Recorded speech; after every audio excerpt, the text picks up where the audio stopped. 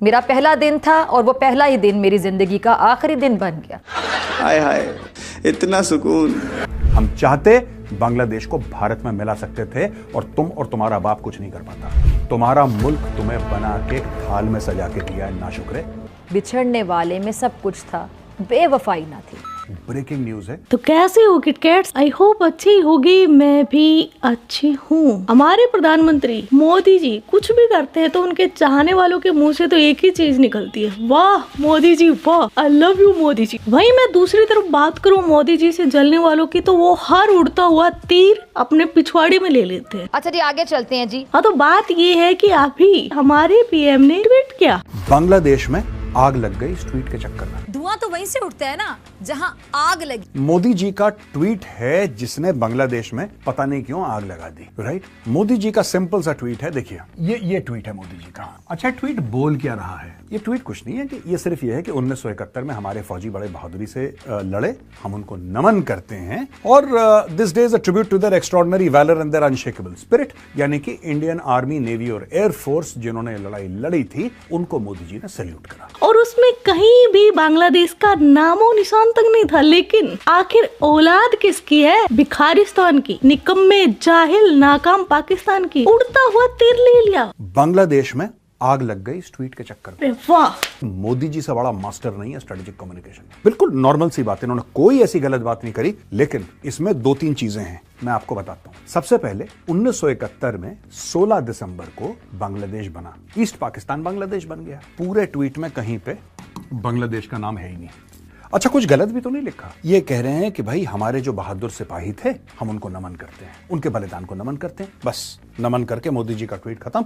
यहां पे बांग्लादेश में हल्ला हो गया, मुंह से झाग निकल रहा है लोगों के। ये देखिए साहब, बांग्लादेश का इसमें मेंशन नहीं करा। अब इसके बदले में लोगों ने क्या बोला वहां पे? आसिफ नजरुल, ये लॉ एडवाइजर हैं, ये कहते हैं आई स्ट्रांगली प्रोटेस्ट। मैं बिल्कुल प्रोटेस्ट करता हूं। बांग्लादेशी है, काम तो इन्होंने करना नहीं है, ठीक है। अब जब ये फंसते हैं तो काम करना है हमने इनके लिए, इनको सिर्फ प्रोटेस्ट करना। देखो सबका है, आई स्ट्रांगली प्रोटेस्ट। अगर यही हालात रहे तो आने वाले कुछ सालों में जैसे पाकिस्तान हर चीज को लेकर बोलता है ये इंडिया की साजिश है, राह की साजिश है, आरएसएस की साजिश है, बीजेपी की साजिश है, मोदी जी की साजिश, ऐसे ही रोना बांग्लादेश भी करने लग जाएगा। खैर, ये न्यूज तो आपने काफी जगह देख ली होगी। फिर आप बोलोगे किट्टू भाई इसमें कुछ नया क्या है? तो 16 दिसंबर 1971 को याद करके अपनी प्यारी बेबी फिजा खलीफा ने खुद को श्रद्धांजलि दे डाली, मार डाला खुद को, खुद के आगे मोमबत्तियां रख ली। क्या बात कर रहे हैं? अस्सलामुअलैकुम, मैं हूँ डॉक्टर फिजा खान और मैं हूँ पाकिस्तान। मैं ज़ियाउल्लाह इस्लाम हूँ, मैं अजान हूँ, गुलशेर हूँ, हामिद और हमाद हूँ। मैं अजहर भी हूँ,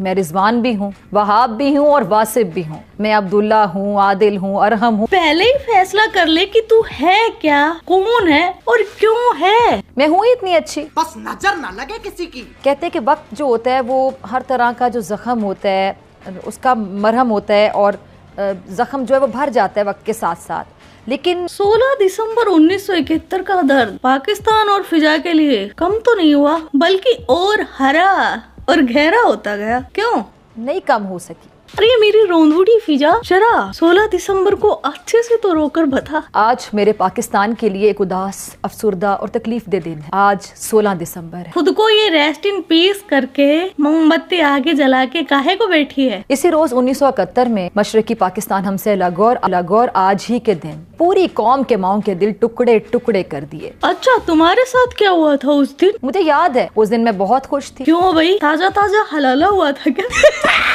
मैं मुस्कुराई और सो गई। सुबह मेरी आंख जल्दी खुल गई। मामा ने मुझे अच्छा सा तैयार किया। एक तो यार मेरे को इन पाकिस्तानियों का समझ में नहीं आता। एक मेरे पास मीम भी आई थी, उसमें भी मम्मा को मामा मामा करते। अरे भाई, माना कि तुम्हारे वहाँ रिश्तों की खिचड़ी बना दी जाती है। कौन क्या कर रहा है कुछ समझ में नहीं आता। लेकिन ये क्या होता है मामा? अम्मी जान बोल, ज्यादा कूल बनने की जरूरत नहीं किट्टू भाई के सामने। मेरे बालों की पोनी बनाई और साथ में फिजा की बहती हुई नाक भी पोंछी होगी। मेरी पसंद का लंच बनाकर लंच बॉक्स में रख दिया। और फिजा का फेवरेट क्या है वो तो हम सबको पता ही है, सूजी का हलवा। मैं नया यूनिफॉर्म, नया बैग लेकर बाबा के साथ स्कूल पहुंच गई। मैं बहुत खुश थी, बहुत ज्यादा। इतनी देर हो गई, मुझे समझ में नहीं आ रहा यार, ये इतनी खुश थी क्यों? मुझे नहीं मालूम था कि ये मेरी खुशी और मेरी जिंदगी का आखिरी दिन होगा। स्कूल में पहला दिन था, मेरा पहला दिन था और वो पहला ही दिन मेरी ज़िंदगी का आखिरी दिन बन गया। मैं खुशी खुशी अपनी क्लास में गई, मेरी टीचर ने मुझे वेलकम किया और मैं एक डेस्क पर बैठ गई। अरे स्क्रिप्ट राइटर की फूफी, अगर इमोशनल स्टोरी सुनानी थी तो कुछ ढंग का तो जोड़ तोड़ लेती।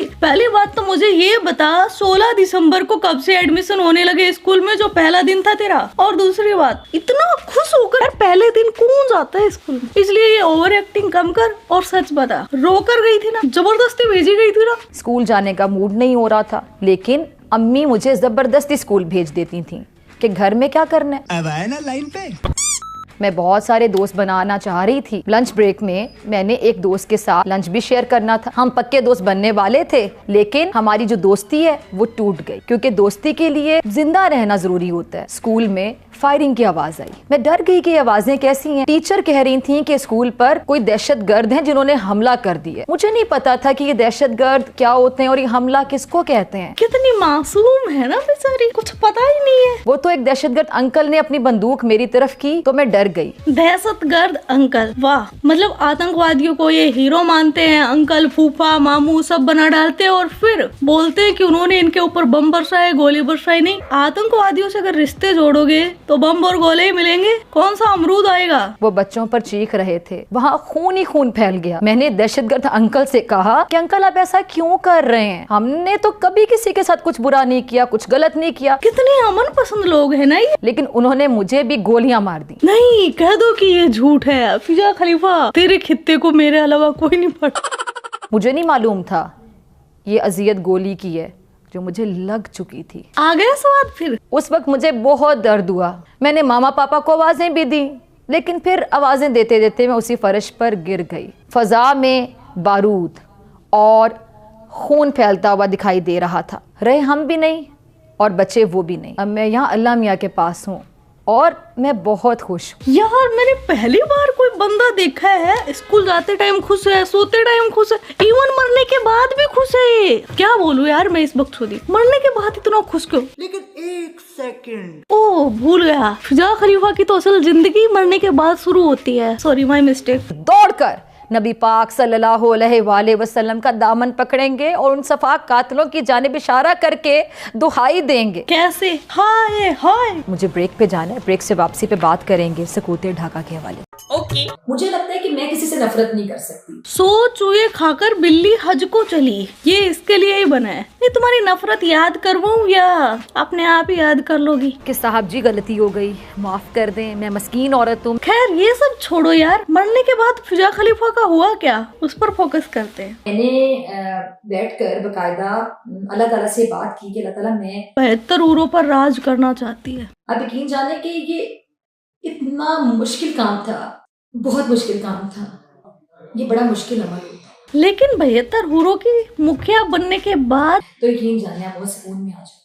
तो इस कहानी से ये निकलता है कि फिजा खलीफा जब पहले दिन स्कूल में गई तभी टाइम फुस खल्लास बैंड बज गया था। अब जो है ये 72 उरों की मुखिया है जो न्यूज सुना दिया। ओके, खैर अब वापस आते हैं वहाँ जहाँ फिजा खलीफा का खित्ता फाड़कर बांग्लादेश निकला था। वो हम सफर था मगर उससे हम नवाई ना थी, कि धूप छाँव का आलम रहा जुदाई ना थी। अदावतें थी, तगाफुल था, रंजिशें थी, मगर बिछड़ने वाले में सब कुछ था, बेवफाई ना थी। क्या अदा है यार दर्द बयां करने की, इसी अदा पर तो फिदा हूँ मैं फिजा, वरना जाहिल एंकर तो बहुत फिरते हैं तुम्हारे मुल्क में। बिछड़ते वक्त उन आँखों में थी हमारी गजल, गजल भी वो जो किसी को अभी सुनाई ना थी। कभी ये हाल के दोनों में यकदिली थी बहुत, कभी ये मरहला कि जैसे आशनाई ना थी। न अपना रंज, न अपना दुख, न औरों का मलाल, शब फराक कभी हमने यूं गवाई ना थी। मोहब्बतों का सफ़र कभी इस तरह भी गुजरा था, शिकस्ता दिल थे मुसाफिर, शिकस्ता पाई ना थी। अजीब होती है राह सुखन भी देख नसीर, वहाँ भी आ गए आखिर जहाँ रसाई ना थी। रजाई? अबे कहीं कंबल कुटाई मत करवा लेना किसी से, रजाई। उस ढाका का दुख था जिसने घर के बीच कह लें कि दीवार खड़ी कर दी, जो अब अपना नहीं रहा था। आज भी 16 दिसंबर का सूरज क़यामत ढा जाता है। जी चाहता है कि कैलेंडर से 16 का जो हिस्सा है खुरच कर निकाल फेंका जाए कैलेंडर के जो वर्क हैं उससे वो सारी तारीखें मिटा दी जाएं जो दुख, तकलीफ और अजियत का उन्वान बन चुकी हों। मुमकिन नहीं है, इट्स नॉट पॉसिबल। 16 का हिंसा पाकिस्तान के लिए ऐसा ही बोझल और तकलीफ दे है।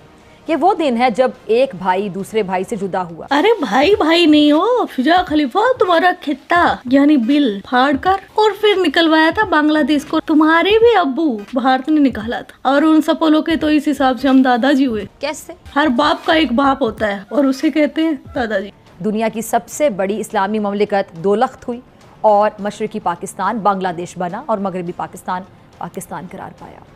16 दिसंबर 1971 के दूसरे दिन अखबारों की सुर्खियों में कायदे आजम का पाकिस्तान रो रहा था। आय हाय, इतना सुकून। घरों दफ्तरों में अखबार पहुंचाने वाले हॉकरों के हाथ कांप रहे थे, आंखें धुंधला रही थीं और वो हॉकर जो चौराहों पर चीखते चिल्लाते खबरें पढ़कर अखबार बेचा करते थे 16 दिसंबर 1971 के बाद अगले दिन खामोश थे। क्यों, तुम्हारे जज्बे का क्या मुंह निकल गया था? कहते भी तो क्या कहते, शायद यही कहते कि इस दिन ऐसी सुर्खी थी अखबारों में, उस दिन ऐसी सुर्खी थी अखबारों में, गूंगे हो गए शहर के सारे हॉकर भी। और उस रोज़ पाकिस्तान में सोग की कैफियत थी, ज़बानें खामोश थीं, आंखों में दुख बोल रहे थे। ये उस दिन का नहीं, तुम्हारा डेली का रोना है माऊली गेंद। अजनबियत की दीवारें गिर रही हैं, दोनों भाई एक दूसरे की तरफ मोहब्बत और एहतराम से देख रहे हैं। बांग्लादेशी खुलकर पाकिस्तान से ताल्लुकात बढ़ाने और भारत से फासले की बातें कर रहे हैं। अच्छा, मतलब अब तुम उस सपोले को वापस से अपने खित्ते में घुसा लोगी, सॉरी बिल में। खैर हमें घंटा फर्क नहीं पड़ता तुम क्या करते हो। और ये खुशगवार सूरत हाल दोनों ममालिक के लिए दोस्ती भाईचारे के नए बाब का आगाज हो सकती है।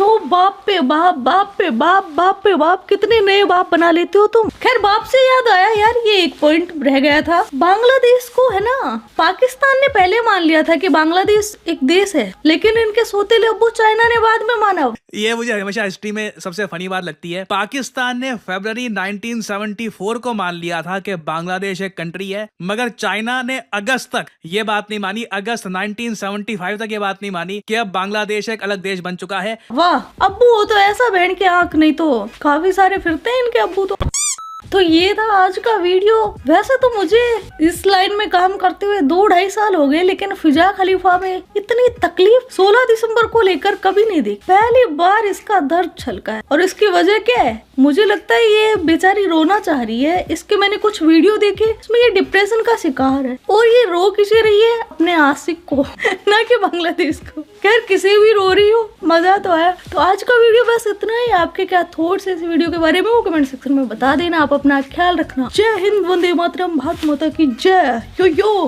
किट्टू भाई। यो यो किट्टू भाई।